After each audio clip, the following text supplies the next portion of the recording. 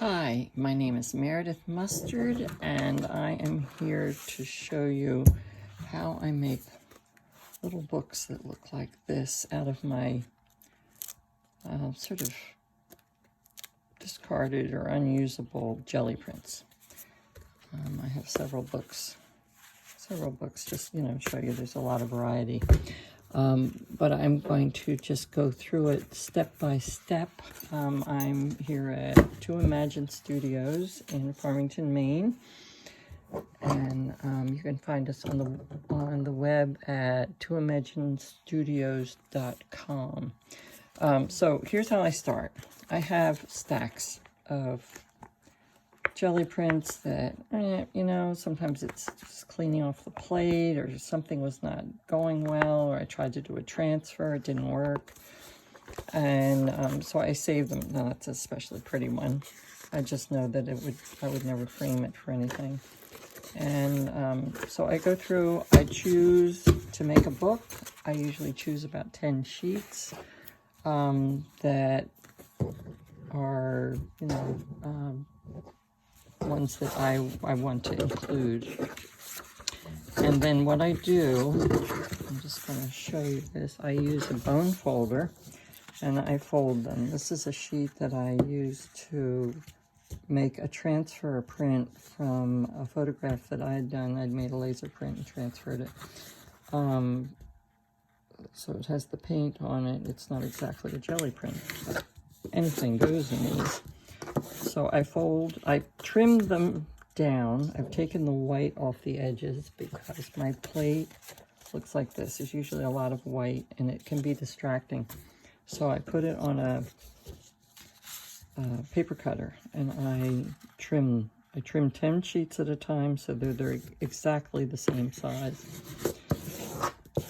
And then I just fold them like so. Try to get them as accurate as possible. That helps when you're gluing them together.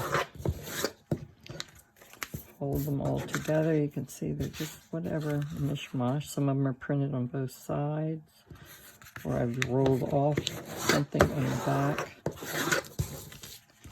So when I have 10 sheets, they're all alike. What I do is, and I'm going to do this one, which I've already started because you don't need to see all of this. I use an old catalog that is disposable, disposable sheets. So if I get glue, don't get glue on the table. So here's what I've done. I take the first sheet, and this actually is a few of them glued together, and a glue stick. I use a large one because this is going to be a lot more efficient when you're covering a larger area. And I take the first folded sheet here, like that, and I put glue on the whole surface of one side. Make sure to get glue on the edge, and not this edge, but the whole thing should have glue on it. Then I take the next page, make sure it's opening in the same direction, and I line it up on here. This is a technique that I learned from Henrik Drescher. He does a class on making something called seated books, which is really interesting, but this is how they're bound, and I have adapted this to a whole lot of different books that I've done in different ways from exactly how he uses it. But this, I just love that this is so immediate. It's so simple. All you need is a glue stick and paper. It helps to have a craft knife or an X-Acto blade to trim things. And in the end, I will trim. So I have glued a bunch of them together before I started this video. So I'm just going to put these last ones on. This is one more. One more. Line them up really carefully or you end up with a kind of cattywampus kind of book. And make sure you pressed it down so that each one adheres to the next one. Take that out of here. So what I have now is this. book that looks like this. So the fact that the pages glue together sometimes a little bit because glue is on the edges, and it's helpful to have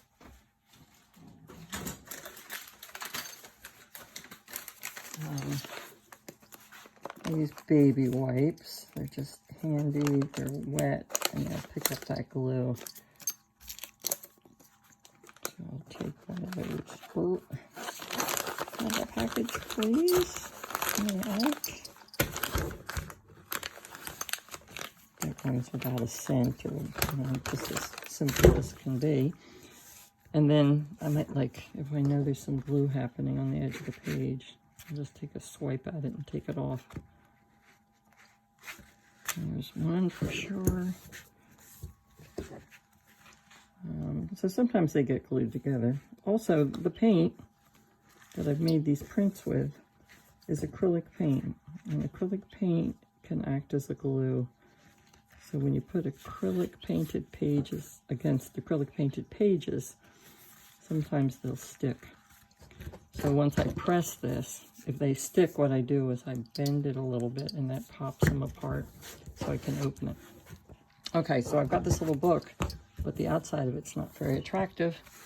And what I use for covers, I like to use a paper that's a little bit heavier.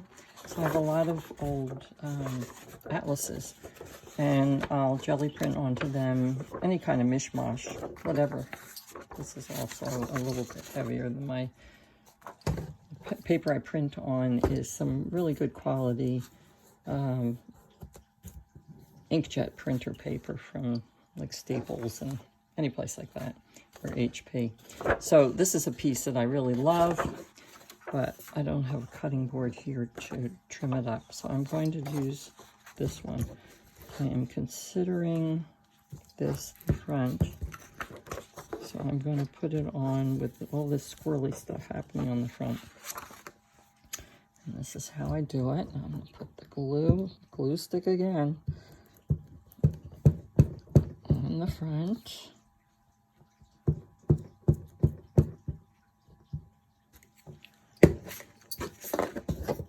And that goes like so. Make sure it's going to go all the way around to the back. I'm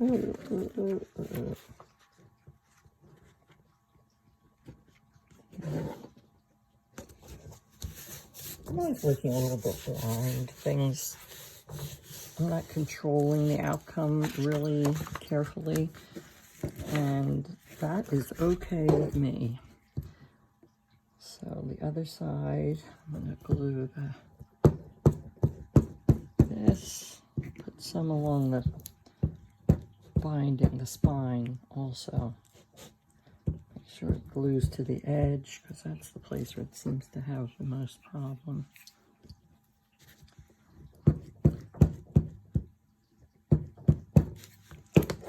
Okay. Up here.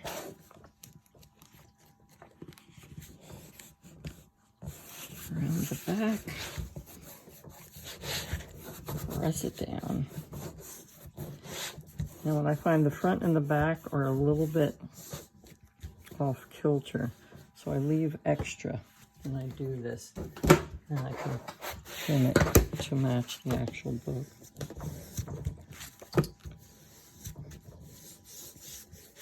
And that's when I need my knife, a cutting board, and a straight edge, usually a metal straight edge. Go in. Ooh. A nice sharp blade. And there's one. That's the back trimmed. The front page.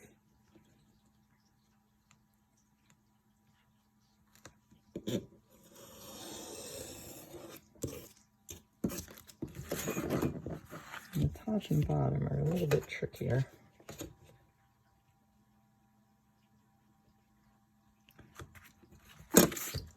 The other thing I could do is just trim the whole thing down.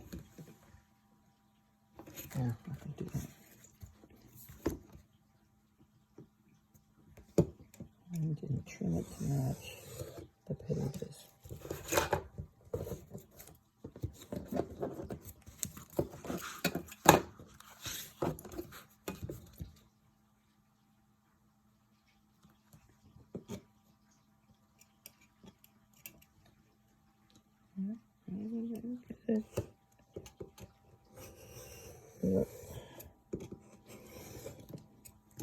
Sharp blade.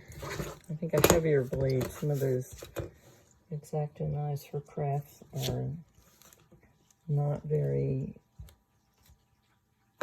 long or deep. They can't handle a thickness. All right. Sometimes I'll trim the whole book with this too. The edges are really good. So here it is. This is the book. And pages sticking together a little bit. This could use a little bit more trim at the top, but not bad.